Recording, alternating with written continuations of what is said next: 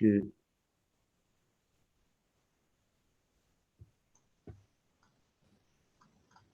Bien, donc nous entrons dans la deuxième partie du Tanya, moment historique.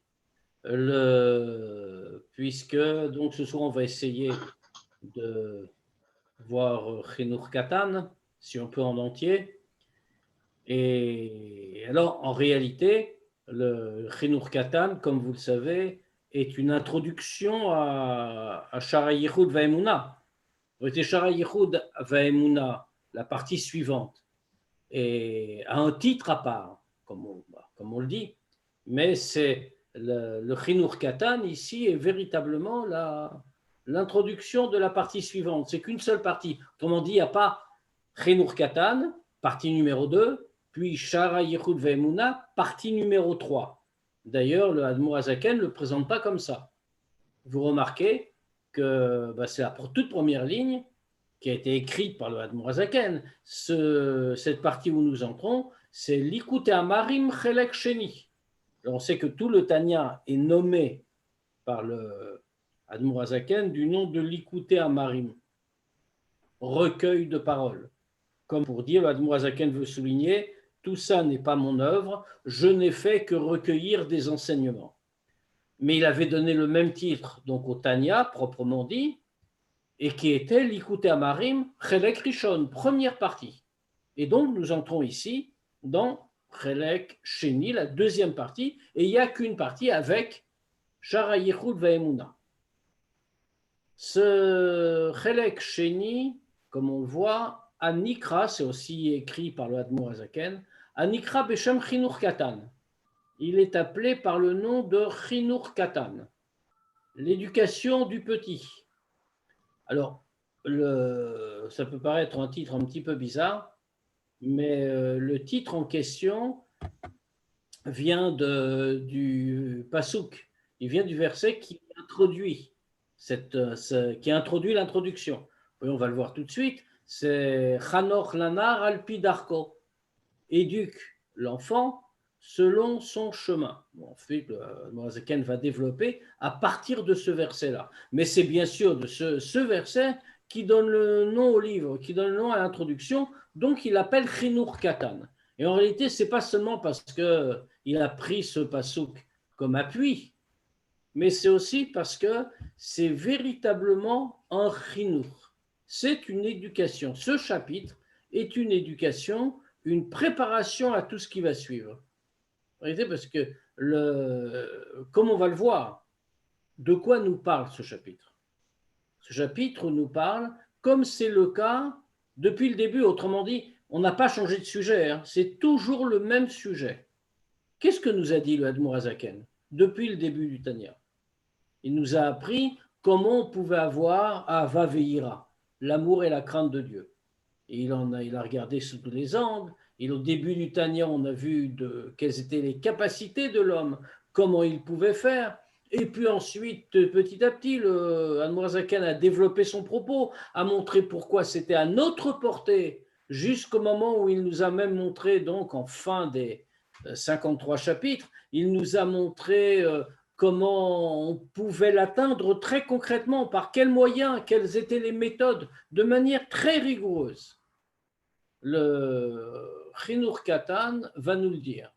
En réalité, puisque toute l'idée, on ne peut pas servir Dieu comme il faut si on n'a pas atteint Ahava Ve'ira. On va parler d'Ahava essentiellement, mais l'un inclut l'autre, bien sûr. Il faut avoir l'amour de Dieu. L'amour de Dieu, c'est toujours aussi difficile. Donc, l'Admor Hazaken, c'est de ça qu'il parle quand il nous parle du Chinuch Katan.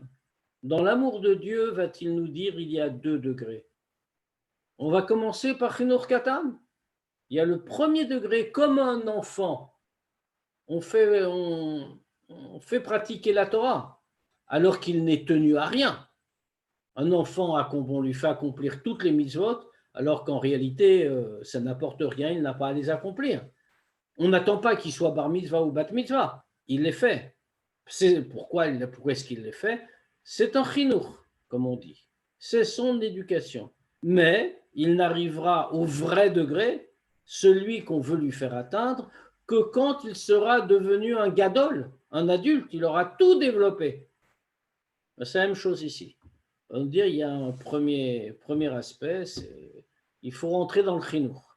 Il faut s'éduquer soi-même. Et dans cette introduction, le Admour Azaken va nous expliquer ce qu'il faut faire, bien sûr. Parce que, quelle est l'idée? L'idée, c'est que derrière, on va arriver à Shara Yichud Va'emuna.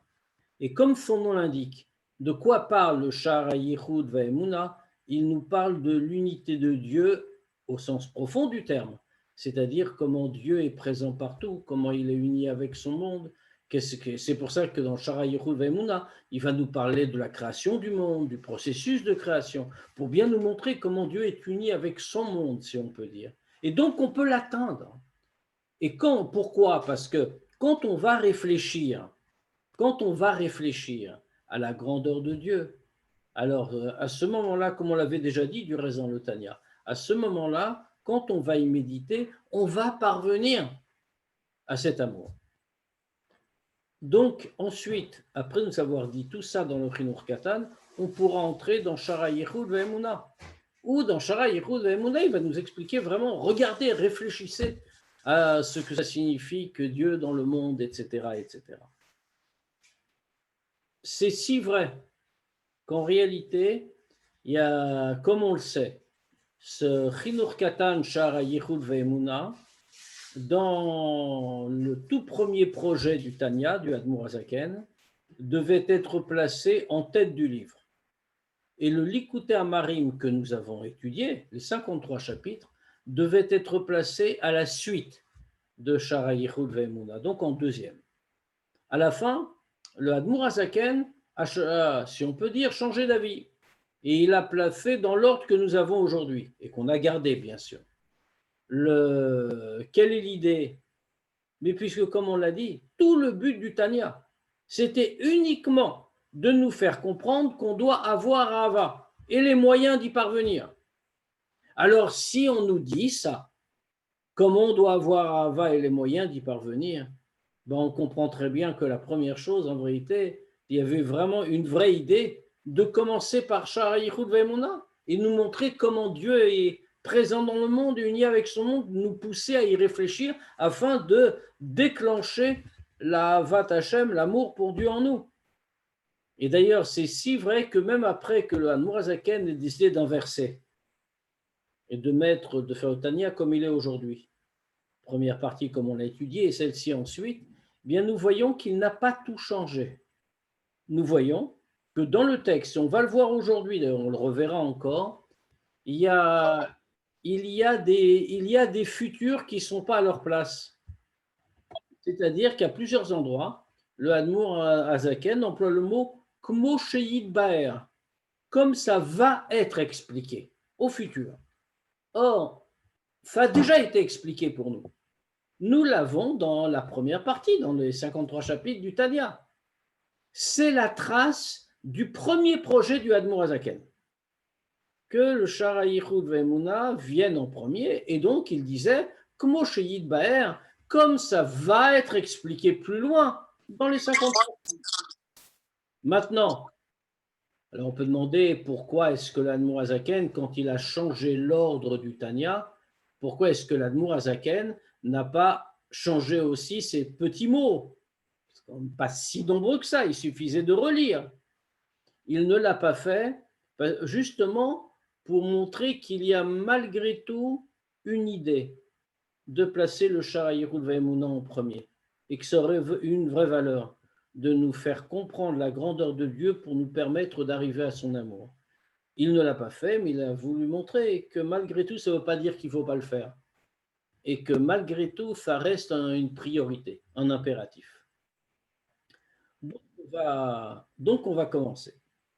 Donc c'est le Likutei Amarim Chelek Sheni qui est appelé par le nom de Chinur Katan, question du petit, Melukat mipisfarim pisofrim kdosh Eliom nishmatan Eden, et c'est recueilli mipisfarim ou mipisofrim de livres et d'écrivains kdosh Elion de grande santé nishmatan Eden, et qui est fondé sur Parasha Rishona de Kriyat Shema et qui est fondé sur la première Parasha du Shema. Donc vous voyez, c'est la même introduction, c'est aussi écrit par le Admor Hazaken, c'est la même introduction quasiment que nous avons eue pour le Tanya lui-même, Melukat, Mipis Farim, Pisofrim, donc on avait dit, il y a dedans le Maharal de Prague, il y a dedans le Baal Shem Tov et le Maggid de Mezrich, etc. Chanor Lanar, Alpi Darko, éduque l'enfant selon son chemin. Et le pasuk poursuit, Gam ki yaskin, lo yasom imena, même quand il aura grandi, quand il vieillira, lo yasom mena, il ne s'en écartera pas. Alors ce pasuk est un pasuk dans Michelet. C'est un pasuk qui est tout à fait étonnant. Pourquoi? Il y a une contradiction dans le pasuk lui-même. Chanor lanar alpi darko, éduque l'enfant donc selon son chemin. On n'a pas dit alpi derech Torah ou alpi derech Hashem, d'après le chemin de Dieu, le chemin de la Torah ou toute autre expression, mais son chemin à lui personnel. Et comme ça, il ne s'en écartera pas quand il aura grandi. Donc, mashma, sheina derech ha'emet la'amito. De là, qu'est-ce qu'on voit? Que ce n'est pas le chemin de vérité absolue, c'est son chemin. Alors, on veut le bien de l'enfant. L'idée, a priori, dans ce pasuk, c'est de nous dire, voilà le secret de l'éducation réussie. Comment tu dois faire pour que ton enfant reste toujours bien et qu'il garde ce que tu lui enseignes. Ne lui dis pas ce que tu veux, ce que tu as envie de lui dire. Choisis Alpi Darko. Choisis son chemin à lui. C'est celui-là qu'il faut lui enseigner. Mais c'est Darko. C'est-à-dire qu'au lieu de lui enseigner un absolu, on lui enseigne un relatif. Ce n'est pas le chemin général, ce n'est pas le chemin vrai et le chemin incontestable, c'est son chemin. Pourquoi ça ne pourrait pas être le chemin vrai? Parce que dans ce cas-là, ce ne serait pas son chemin. C'est pour ça qu'il y a une contradiction.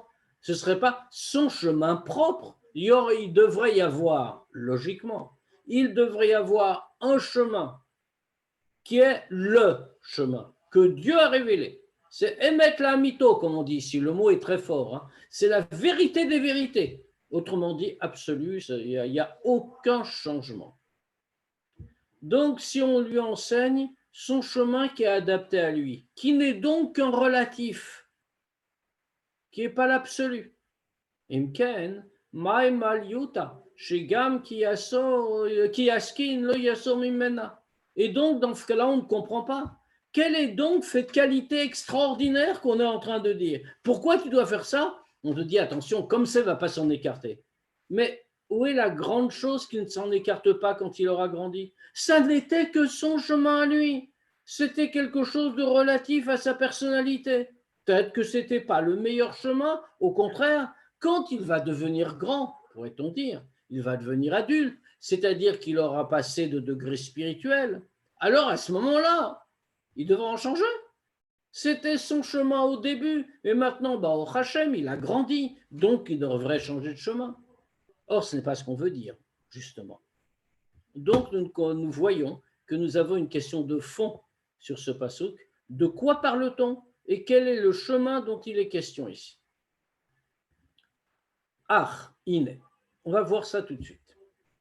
Moda zot kishrashe avodat Hashem veyestotea en trilu verechimu. Du fait que les racines du service de Dieu et ses fondements, et nous retrouvons bien sûr ici le grand thème de tout le Tanya.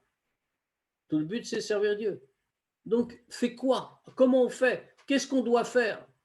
Eh bien, les racines du service de Dieu et les fondements du service de Dieu, c'est des chilou verechimu, c'est la crainte et l'amour de Dieu. La ira, d'abord la crainte, shoresh veyesod les sourmera, il y a d'abord la crainte, qui est la racine et le fondement de sourmera, de s'éloigner du mal, c'est-à-dire de toutes les mitzvot négatives, de toutes les interdictions. Le ve'ava, et puis ensuite la hava, qui est la même chose. Le ve'asetov, qui est shoresh et yesod, racine et fondement de va'asetov, de toutes les mitzvot positives, les commandements, c'est-à-dire ve'kium kol mitzvot aseh d'oraita ve'derabanan, et l'accomplissement de toutes les mitzvot aseh, de toutes les obligations de faire, qu'elles nous viennent de la Torah ou qu'elles nous viennent des Chachamim, Kmo sheyidber bimkoman. En fait, c'est le premier endroit où on le voit, Kmo sheyidber, comme ça va être expliqué à son endroit. Ceci ayant déjà été expliqué dans le Tanya, dans la première partie, mais pour la raison qu'on avait dit. Ou mitzvah achinur higamken de mitzvot aseh. Et la mitzvah de chinur fait également partie des mitzvot aseh, כמו שכתוב באורח חיים סימן שמ"ג, comme le dit le Shulchan Aruch. Alors, on voit d'ailleurs ici tout de suite qu'il y a déjà une proposition. On nous dit que l'amour et la crainte sont shoresh ve'yesod.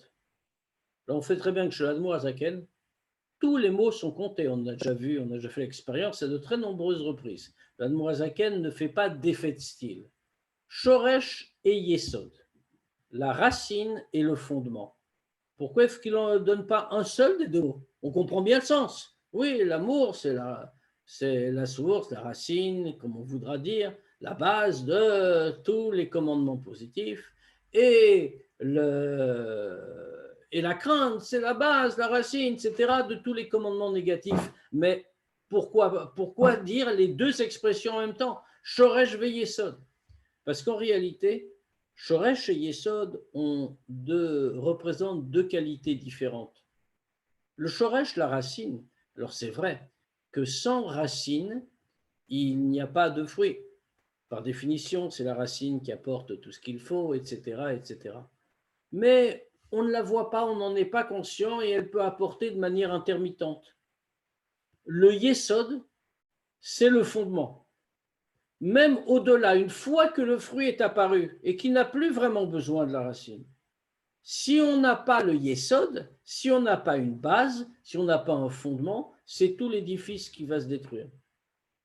Donc, le Admour Hazaken nous parle des deux. Il nous dit il y a un shoresh. Il faut donner la vie à l'ensemble et on en a besoin.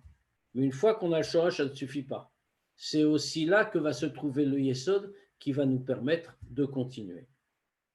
Alors réfléchissons à ce qu'est la Hava. Veine, Ba'ava actif. Or, à propos de la Hava, à propos de l'amour de Dieu, il est écrit Besof Parshat Ekev. À la fin de la paracha de Ekev, il est écrit Asher Anochi Metzave Etrem La Sota Le'ava et Hashem Vegomer. Parce qu'à la fin de la paracha de Ekev, Dieu parle et dit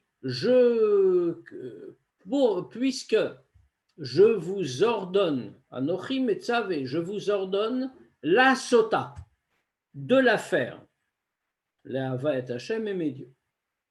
Alors tout de suite, évidemment, il y a une question qui se pose. C'est l'emploi du mot la faire pour quelque chose comme la hava. Et l'Admour Hazaken relève tout de suite l'incohérence apparente.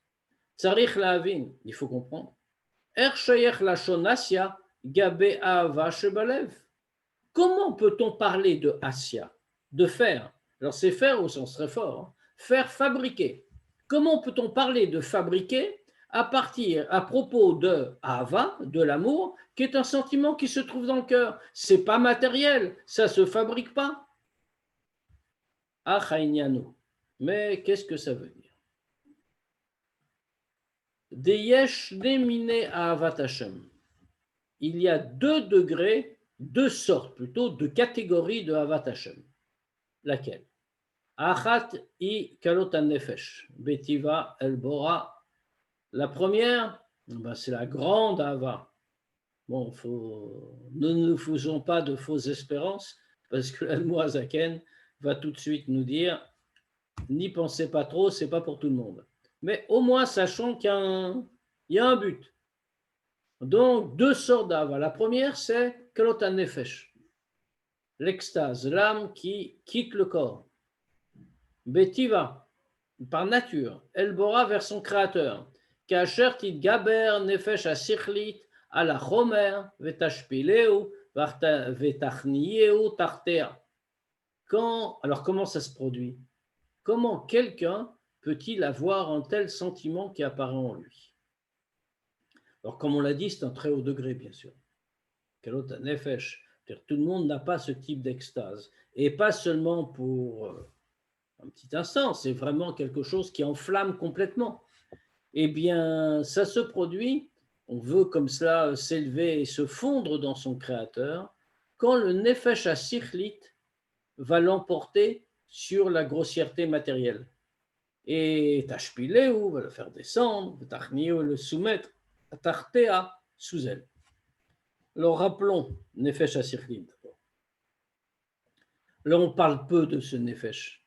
Tania, essentiellement, parle du grand combat entre Nefesh Haelokit et Nefesh Abahamit, l'âme divine et l'âme animale. Mais entre les deux, il y a un intermédiaire qui s'appelle le Nefesh HaSichlit. Le Nefesh HaSichlit, l'âme intellectuelle, celle qui nous permet de décider, celle qui nous permet de juger, notamment de choisir entre le bon côté et l'autre. Et c'est aussi celle qui nous permet, qui nous donne cette capacité de méditer, de réfléchir, et donc d'avancer, puisque la réflexion et la méditation, c'est précisément la clé. Alors, le Nefesh HaSichlit va devoir, par son travail, il a une fonction, il va méditer, il va réfléchir, il va l'emporter sur la grossièreté matérielle. Qu'est-ce que ça veut dire, la grossièreté matérielle? Nous sommes tous soumis à cette grossièreté. Très simplement, nous sommes des êtres matériels, nous avons un corps, et donc la grossièreté matérielle nous retient en bas. La grossièreté matérielle nous contraint.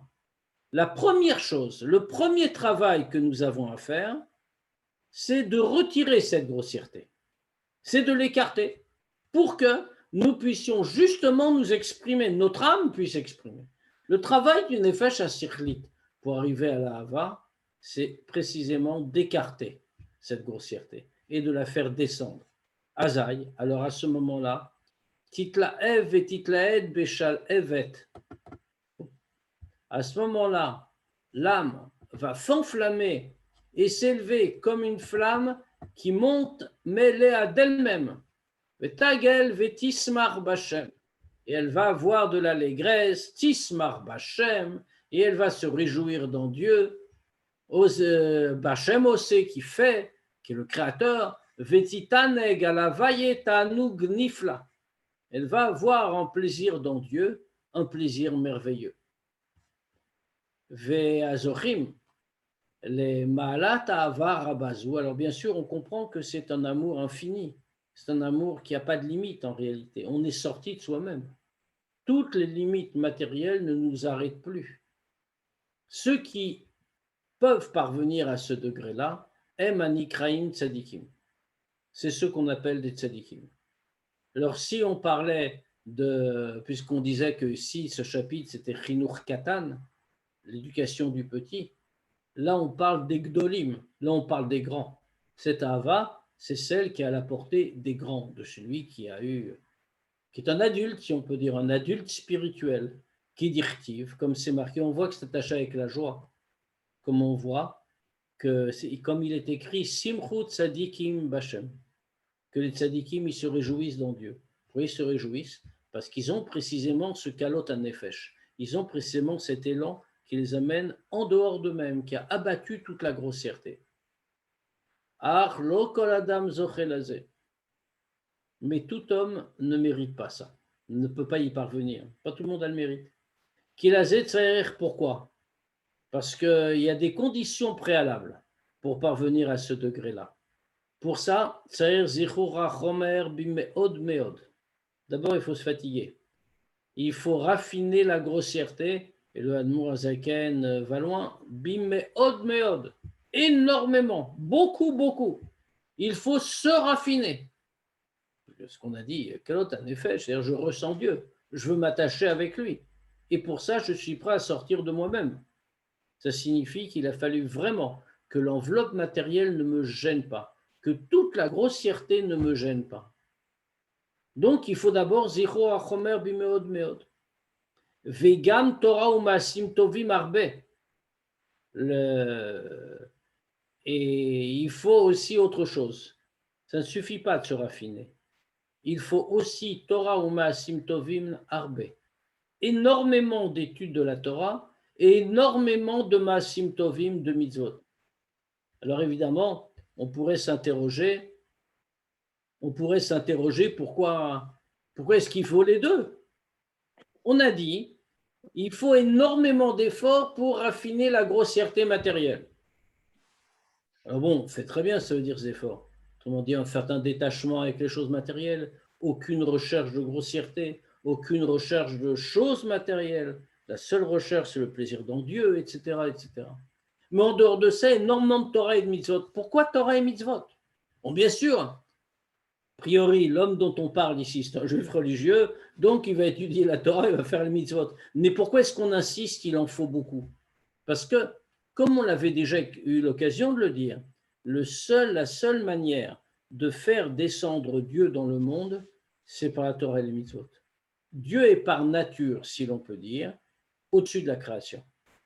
Autrement dit, aucun homme ne peut le toucher réellement, aucun effort humain ne peut le toucher d'en bas. Parce que c'est le Créateur et qu'il n'y a aucune commune mesure, aucun point de contact, si l'on peut dire, entre le Créateur et la créature. Donc on ne peut pas l'atteindre, sauf par une chose. Dieu a donné la Torah, il s'est habillé dans la Torah, il a donné les mitzvot, mitzvah du mot tzafta vechibur, mitzvah qui veut dire en ordre, mais aussi un lien, un attachement. Donc il y a ici quelque chose qui permet d'avoir contact avec Dieu, qui permet, si on peut dire, de le faire descendre dans notre monde. Donc, pour réaliser ce qu'on est en train de dire, qu'Alotan Nefesh, avoir un contact avec lui, etc., il faut d'une part se raffiner pour qu'on ne fasse pas obstacle, et deuxièmement, il faut beaucoup de Torah et Maasim Tovim. Liskot le Neshama Eliona, Shelma la Madregat Ruar Venefesh, le Kmoshkato Bereshit Chochma Sha'ava. Il faut faire tout cela, pourquoi? Torah et mitzvot en abondance pour mériter d'avoir un autre degré de la neshama, le degré supérieur. On sait que il y a a priori 3 degrés dans la neshama. Nefesh, Roach et neshama. Je ne parle même pas des 2 autres. Chaye et Chida, qui sauf pour certaines personnes, ne descendent jamais dans le corps. Ces 3 degrés-là peuvent descendre dans le corps. Nefesh, c'est un degré qui descend toujours dans le corps. Parce que c'est grâce à ce degré que nous sommes vivants, y compris matériellement. Roach peut descendre, et Neshama, c'est nettement plus difficile. Il faut un effort particulier. Ça ne veut pas dire qu'on n'a pas de Neshama, qu'on n'a pas le degré de Neshama. Il n'est pas en nous. Il est de façon maquille, au-dessus de nous, si on peut dire. Chacun des 3 correspondent aux 3 grands organes. Le plus bas, Kaved, foie. Le deuxième, l'intermédiaire, lève, le cœur, et le troisième, le degré de Neshama, Moach, le cerveau, le couronnement de l'homme. Mais il faut pouvoir faire descendre la Neshama dans ce degré très haut. Or, c'est à ça que ça sert. Ce degré de Neshama Eliona, comme dit le Admo Hazaken, c'est un degré qui est supérieur au degré de Ruach et de Nefesh, comme dit le Reshit Chochma. Donc, il faut pouvoir faire descendre au travers de notre abondante étude de la Torah et au travers de l'abondance de nos mitzvot, une neshama Eliona, et ainsi réussir à raffiner en même temps la grossièreté matérielle en nous, de manière à parvenir à la hava qu'on a dit. Mais à Shénit, il y a une deuxième catégorie de hava. Donc, on a bien compris, hein, ce n'est pas tout le monde. C'est ceux qui sont capables de faire ce double travail. Et c'est un travail très dur. Maintenant, il y a une deuxième catégorie d'Ahava. Hi Ahava shekol adam yochal hagia elea. Ça, au contraire, cette deuxième catégorie d'Ahava, c'est l'amour auquel tout homme peut parvenir. Comment? Comment parvenir à l'amour de Dieu? On sait très bien que c'est pas simple. Parvenir à l'amour de soi-même, c'est très facile. Parvenir à l'amour de Dieu, c'est beaucoup plus compliqué. Alors comment? Ben, comme souvent, on est chez Chabad. Donc, qu'est-ce qu'on doit faire? Kesheyit bonen etev, quand on va méditer profondément. Be'omka deliba, du profond de son cœur.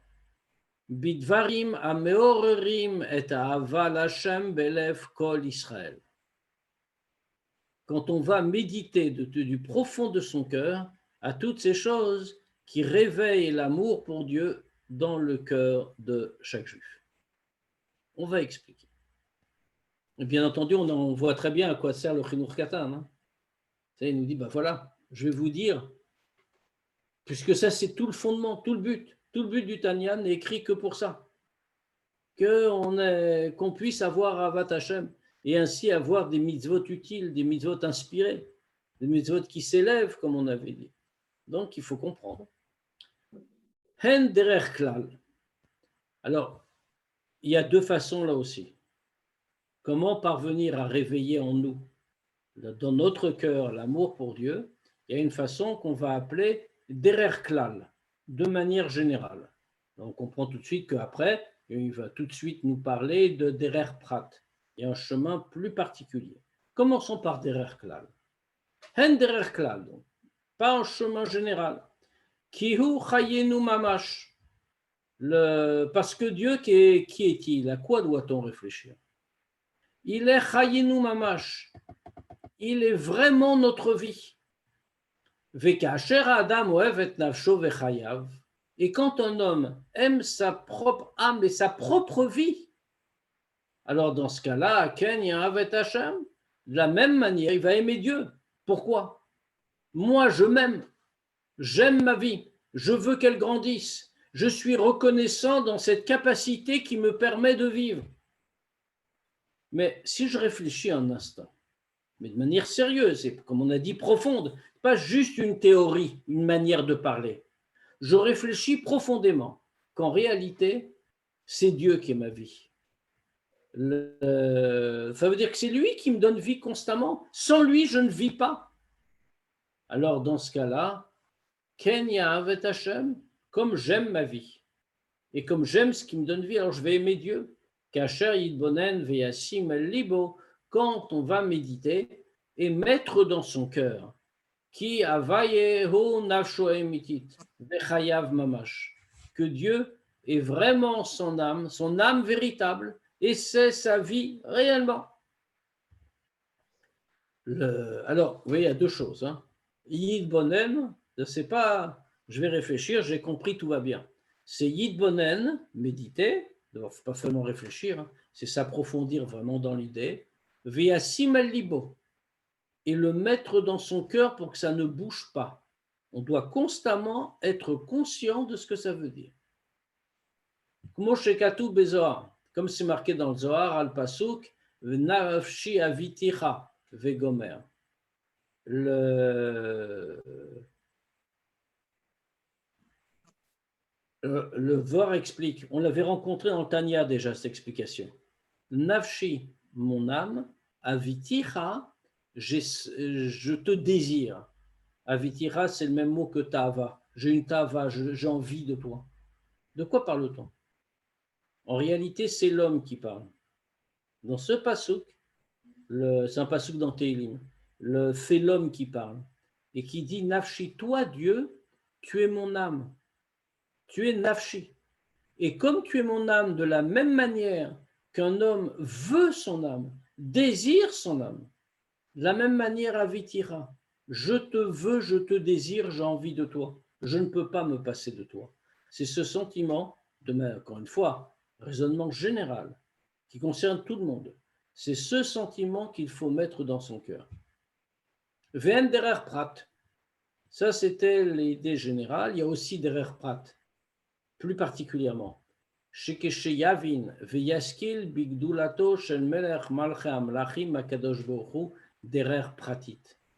c'est quand il va comprendre et réfléchir. Donc c'est déjà beaucoup plus simple ici.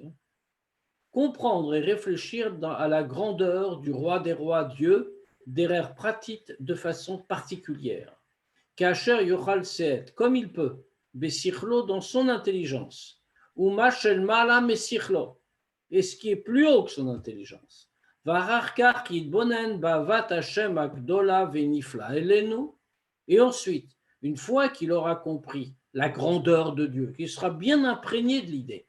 Alors comment est-ce qu'il va s'en imprégner? Autant qu'il le peut, ce qu'il peut saisir, la grandeur, la multiplicité de la création, tout ce qu'il voit autour de lui. Et puis les malamisichlo, encore plus haut, tout ce qu'il ne peut pas saisir. Qu'est-ce que ça veut dire? On avait déjà rencontré l'idée aussi. Il y a deux manières de connaître Dieu. Il y a Yediat Achiyuv et Yediat Ashlela. Yediat Achiyuv, c'est la connaissance directe de Dieu. Je comprends et donc je médite sur ce que j'ai compris. Maintenant, il y a bien sûr des domaines de chez Dieu qui sont totalement hors de notre portée. C'est ce que l'Admour Zaken dit ici. C'est les Ma'alam Mesichlo. C'est plus haut que son intelligence.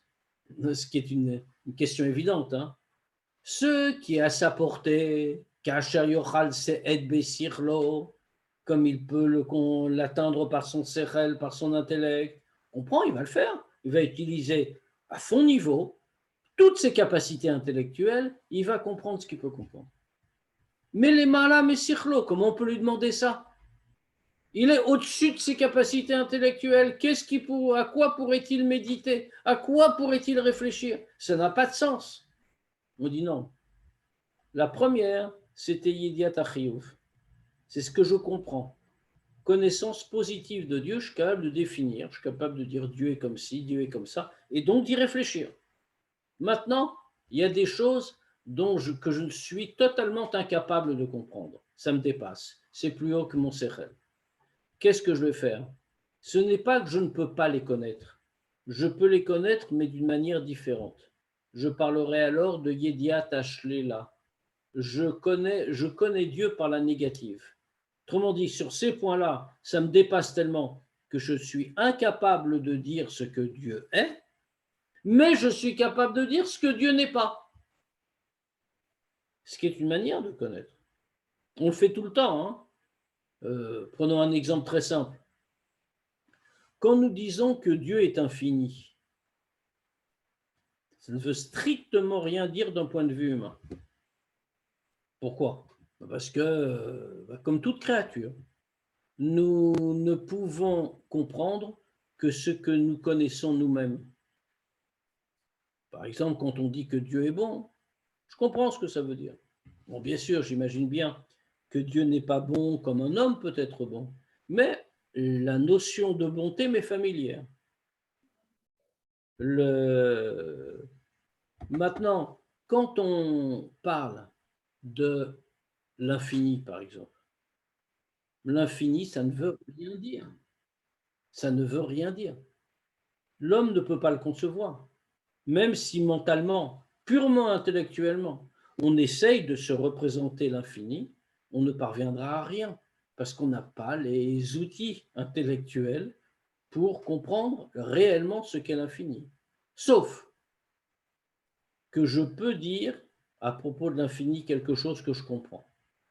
C'est l'infini, c'est ce qui n'est pas fini. Alors ça, le fini, je le connais. C'est ma vie. Je suis une créature. La limite, le fini, je le connais. Alors ça, je sais ce que c'est. Je suis capable directement, même de le saisir de mes mains. Quand je dis que ça n'est pas ça, alors j'ai défini d'une certaine manière l'infini. Et quand je dis que Dieu est infini, je l'ai donc défini dans ce cas particulier, je l'ai défini par la négative et pas par le positif. Autrement dit, ce n'est pas une définition en plein, c'est une définition en creux, on peut dire. Mais c'est une manière aussi de connaître Dieu. Donc, ce qu'on dit, même les Ma'alam et Sikhlo, plus haut que son intelligence. Une fois qu'on aura fait cet effort, Acharkach, Yidbonen Bagda Ba'avat Hashem Agdola Venifla Elenu. Ensuite, il va méditer à la grandeur de Dieu, à l'amour que Dieu nous porte, grand et merveilleux, l'Ered Mitzrayim Ervat Haaretz, qu'il est descendu en Égypte. L'Égypte, l'endroit le plus impur de la terre. Leotsin Ishmotenu Mikur à Barzel, pour faire sortir nos âmes du creuset de fer, le cour à Barzel, de la situation de l'Égypte. Sheu Asitra Hara, Rahman al-Islam. C'est-à-dire, alors le combat n'était pas juste un combat matériel. C'est pas simplement que nous étions asservis, nous étions des esclaves chez le pharaon et toutes ces choses-là, même si c'est vrai. Mais nous étions dans un endroit qui est l'endroit de la klipa, l'endroit de l'impureté absolue qu'il fallait briser.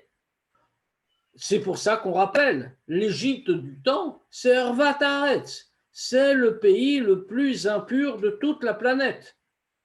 Ce qui veut dire pourtant que Dieu, du fait de son grand amour, n'a pas hésité un seul instant à descendre les Korvenu Elav pour nous rapprocher de lui, le Dovkenu Bishmo Mamash, et de nous fusionner à son nom vraiment, Vehu ou Shmo Echad. Or, lui et son nom sont une seule et même chose, Dainu, c'est-à-dire chez Romamnu Mitachlit Ashiflut Veatuma, c'est-à-dire qu'il nous a élevés de l'abaissement et de l'impureté parfaite, les Tachlit Akdusha, à la santé, au summum de la santé, avec Doulato Ibarech, et de la santé, de la grandeur de Dieu, chez Enla Ketz Vetachlit, qui n'a aucune fin et aucun aboutissement.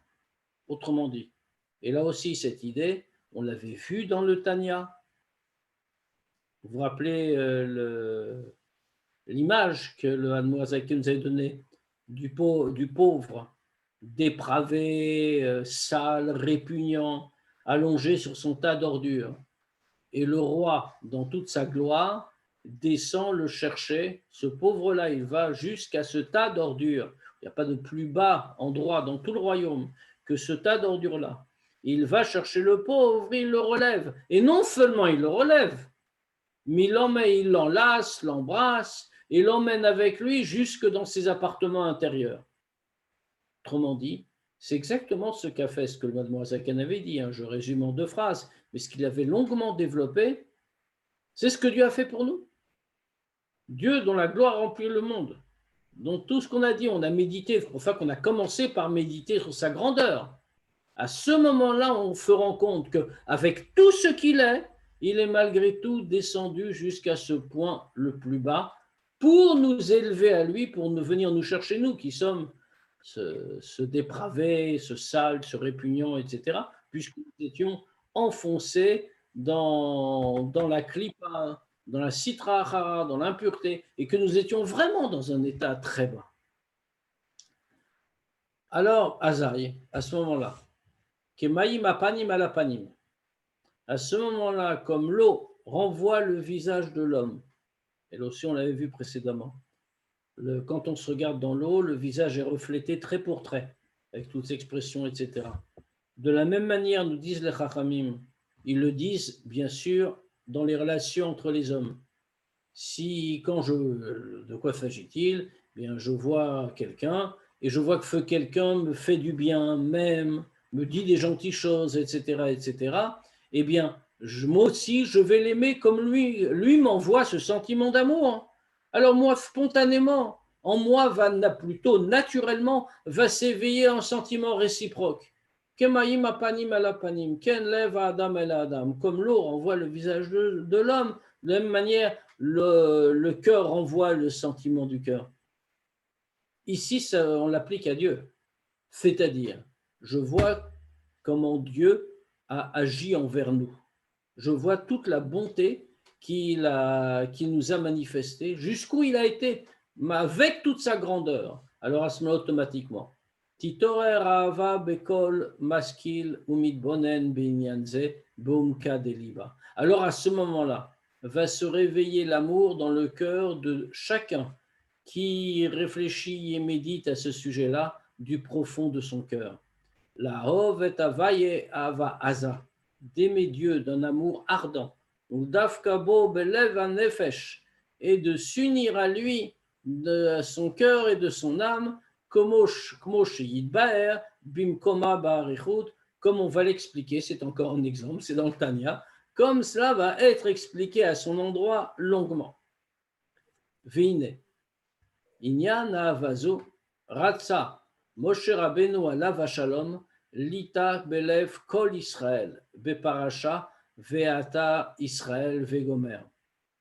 Cette idée-là, l'idée de cette ahava particulière qu'on est en train de décrire. Alors on l'a vu, contrairement à la première qu'on a citée, cette ahava-là est à la portée de tout le monde.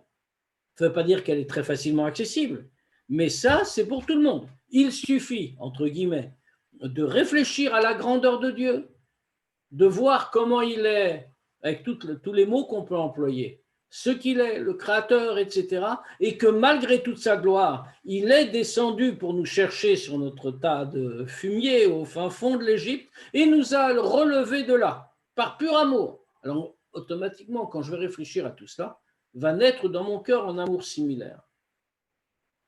Donc, Moshe Rabbeinu a voulu l'implanter dans le cœur de chaque juif. Dans la paracha de Veata Israël et maintenant Israël. Vegomer, Bepasuk, dans le pasuk, En la vaye lokecha hashamayim, Vegomer, ou qu'est-ce qu'on nous dit? À Dieu appartient le ciel, etc. Et les autres choses, etc., fait la terre, etc., etc. Or, un peu plus loin, Rag bavotecha chashak, il n'a désiré que tes ancêtres. Vegomer, Umaltam, Vegomer, il leur a fait le brit.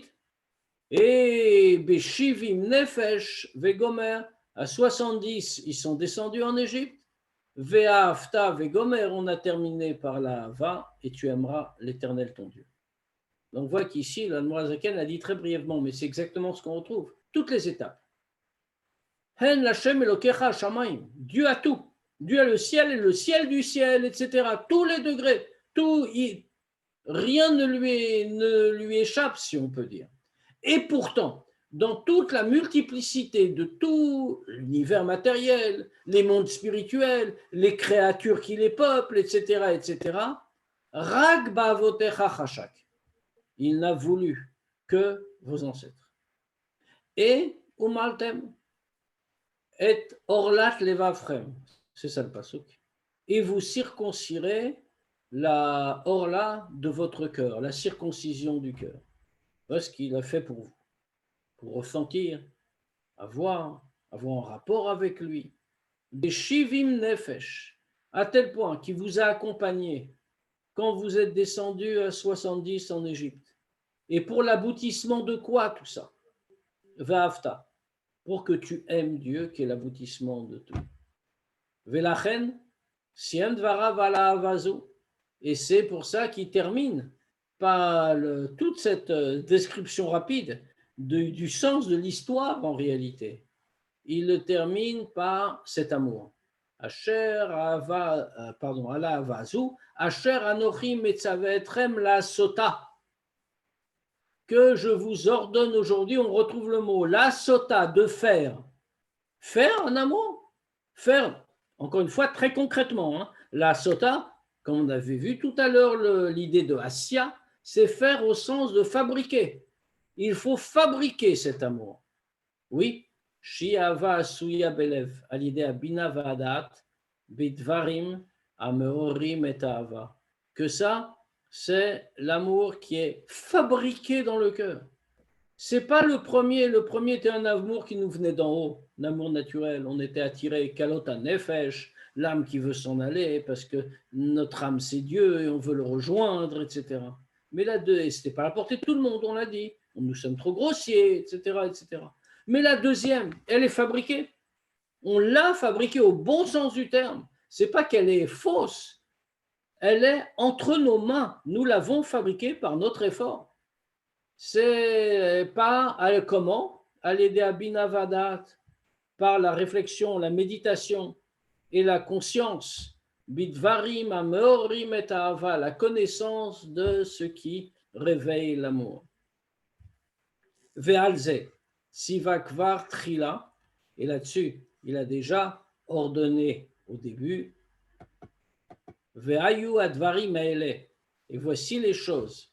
Asher anochi metzavechem metzave Asher anochi metzavcha ayom al levavcha. Et ces paroles-là que je t'ordonne aujourd'hui, elles soient sur ton cœur. Pourquoi? Qu'est-ce veut dire sur ton cœur? Pourquoi est-ce qu'on demande que des paroles soient sur ton cœur? Elles peuvent être dans ton cerveau. C'est des ordres de Dieu. Non, je te dis, mets-les sur ton cœur. Parce que comme ça, tu vas parvenir à l'amour de Dieu. Autrement dit, la bina est attachée avec le cœur. La bina, la compréhension, la méditation doit susciter ce sentiment dans le cœur, kedeita, besifre al pasukze, comme c'est écrit dans le sifre à propos de ce pasuk. On va s'arrêter là pour ce soir et on terminera Chinur Katan Bezrat Hashem lundi prochain. Donc, on comprend qu'il y a vraiment un chemin ici qu'on va nous indiquer. Enfin, qu'il y a vraiment un chemin ici que la Noazaken va nous indiquer. Il va conclure, comme on l'a dit, le Chinur Katan, en nous disant maintenant, pour arriver à ça, il faut comprendre comment Dieu est présent dans le monde, d'où la nécessité du Shara Yichud Ve'emuna. Voilà, si vous avez une question, on peut toujours répondre. Et si vous n'en avez pas, c'est que vous êtes perdu dans vos réflexions. Alors je vais vous encourager, vous laisser méditer. Ah, justement, je me suis perdu. Autrement dit, le Tanya, il dit que pour n'importe quel sentiment qu'il soit sur Terre, c'est impossible qu'il soit vrai s'il n'est pas construit par le cerveau. Exactement. C'est la grande chita de Chabad. Il faut savoir une chose, c'est qu'on peut avoir des sentiments, bien sûr, mais tout sentiment qui apparaît comme cela dans le cœur est une pure illusion. C'est en prenant un exemple tout bête. On demande à un juif dans la rue, un juif qui, chas v'shalom, pour le moment n'est pas encore pratiquant. Et on lui dit, tu crois en Dieu? Un juif dans le quartier, là, dans le 19e. Il va répondre oui. Tu aimes Dieu? Oui, tout mon cœur. Il ne faut pas avoir la cruauté de lui dire, mais si tu aimes Dieu et que tu crois en Dieu, pourquoi tu te comportes comme ça? Pourquoi tu n'es pas un juif religieux complètement, pratiquant à 100%? Alors tu vas me dire, 100%, ce n'est pas possible. D'accord, au moins ton 100% à toi. Pourquoi est-ce que tu ne l'es pas? Pourquoi est-ce qu'il n'est pas? C'est un menteur? Il a menti quand il a parlé la première fois? Absolument pas. Il était d'une sincérité parfaite. Mais c'est dans le cœur, sans raisonnement, sans construction. Autrement dit, chez Chabad, on croit plutôt dans les fleurs de culture que dans les fleurs naturelles. Elles sont plus belles.